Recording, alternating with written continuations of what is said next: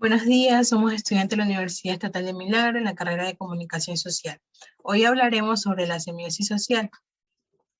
Nuestro grupo está conformado por Gamaliel Fares, Susana Vivanco, Ricardo Minuche, Yanela Yepes y mi persona, quienes habla, Diana Constante. Estudios de la semiótica de la comunicación. El interés por relacionar la semiótica con el estudio de la comunicación, específicamente con la teoría de comunicación, nació hace 8 años atrás, periodo donde también se formularía el primer esquema por un programa de investigación a largo plazo. Por lo tanto, el presente artículo es un intento por sintetizar los hallazgos, los problemas y las rutas posibles que existen en la relación entre la semiótica y los estudios de la comunicación.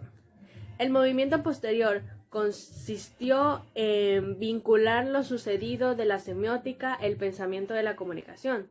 Aquí el énfasis fue que la historia de la semiótica dentro del campo académico de la comunicación apoyaban en los textos y los autores básicos, así como los mapas conceptuales correspondientes a la semiótica en el espacio académico de la comunicación. La semiótica describe el proceso de comunicación, no es un término de intercambio de mensajes, sino también de producción de sentido y de acción de los signos o de los semiosis de proceso, ya sea de producción del significado, de sistema de significación y de procesos culturales e intercambios de símbolos. Todo lo cual parece expandir el espacio de pertinencia no solo con objetos de comunicación, sino también con la naturaleza ontológica y demás.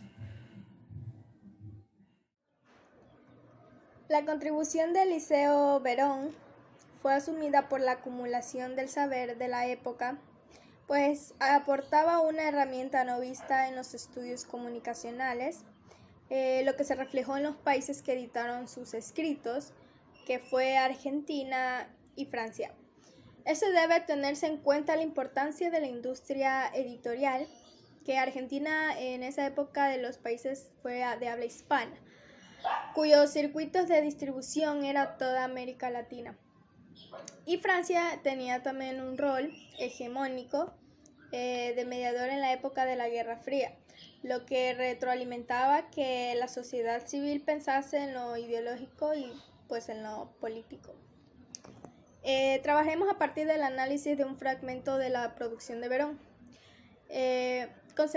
concentrándonos en muchos de los textos que constituyen un intento por desarrollar una teoría de la discursividad y poniéndolos en relación con tan solo algunos de los textos más significativos de Althusser.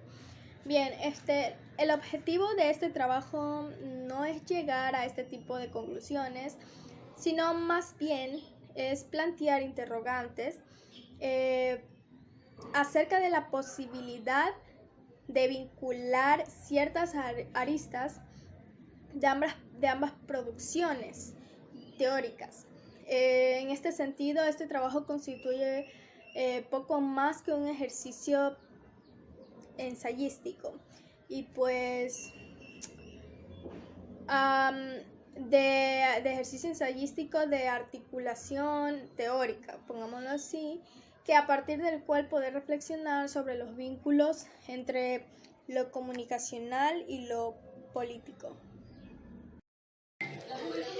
El interés por relacionar a la semiótica con los estudios de la comunicación y específicamente con la teoría de la comunicación nació hace cerca de 8 años, periodo donde también se formularía el primer esquema para un programa de investigación a largo plazo. Por lo tanto, es un intento por sintetizar los hallazgos, los problemas y las rutas de comunicación, es decir, sintetizar los primeros años de un proceso de investigación que, si bien se encuentra en desarrollo, ya ha dado algunos resultados que es importante poner a discusión. La semiótica describe procesos de comunicación no en términos de intercambios de mensajes, sino en términos de producción de sentido, de acción de los signos de semiosis, de procesos de producción de significado, de sistemas de significación, de procesos culturales o de intercambios simbólicos.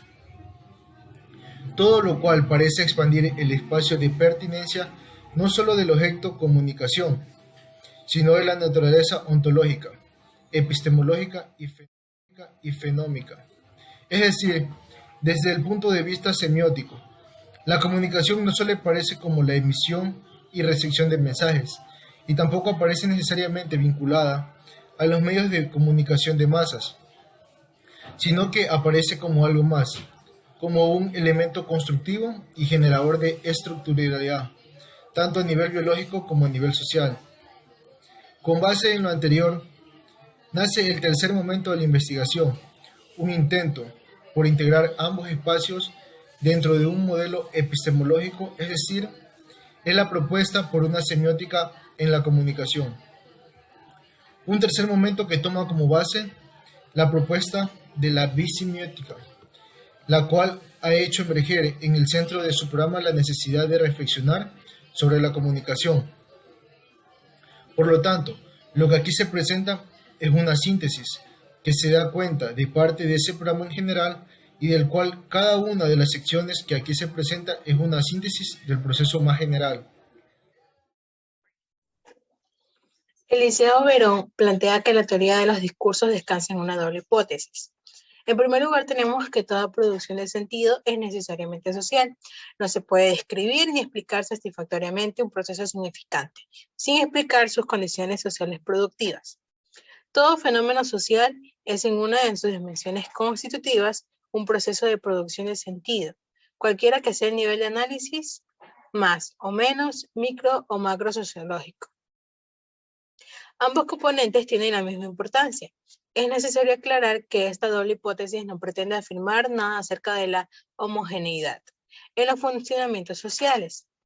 Si la semiosis es condición de funcionamiento de una sociedad, todos sus niveles, eso no quiere decir que manifieste las mismas modalidades en todos lados, ni que la sociedad en su conjunto tenga algún tipo de unidad significante. Verón afirma que en la semiosis donde se construye la realidad de lo social, el mínimo acto en sociedad de un individuo supone la puesta en práctica de un cuadro cognitivo socializado, así como una estructuración socializada de las pulsiones. Toda producción de sentido tiene una manifestación material. Gracias. Hola. Estamos analizando los análisis semiológicos aplicados a distintos códigos desde la lectura fílmica como recurso visual. Para eso vamos a analizar a un autor que me llamó mucho la atención, que es Christian Meix. Una figura importante entre la filmolingüística fue Christian Meix, cuyo objetivo fue alcanzar la base de la metáfora lingüística respecto si el cine era una lengua o un lenguaje. En el fondo de la discusión de Meix estaba la cuestión metodológica de Saussure, referente al objeto del estudio lingüístico. Así Meix buscó el equivalente a la teoría fílmica, el papel desempeñado por la lengua en el esquema de Saussure, y concluyó que el propósito real de la investigación lingüística era descifrar el sistema significante abstracto de la lengua. Como resultado, Meix llegó a la deducción de que el objeto de la cinesemiología era desentrañar los procesos significantes del cine y sus reglas combinatorias de las lenguas naturales, y hace una distinción entre hecho cinematográfico y hecho fílmico. Lo que orientó el trabajo temprano de Meix fue el preguntarse si el cine era una lengua o un lenguaje, y la respuesta a su propia pregunta fue que el cine no era una lengua, sino era un lenguaje. Meix ofrece varias razones por las que el cine no constituye una lengua. Primero, señalando que la lengua es un sistema de signos destinados a la bidirección, mientras que el cine solo conlleva una comunicación aplazada.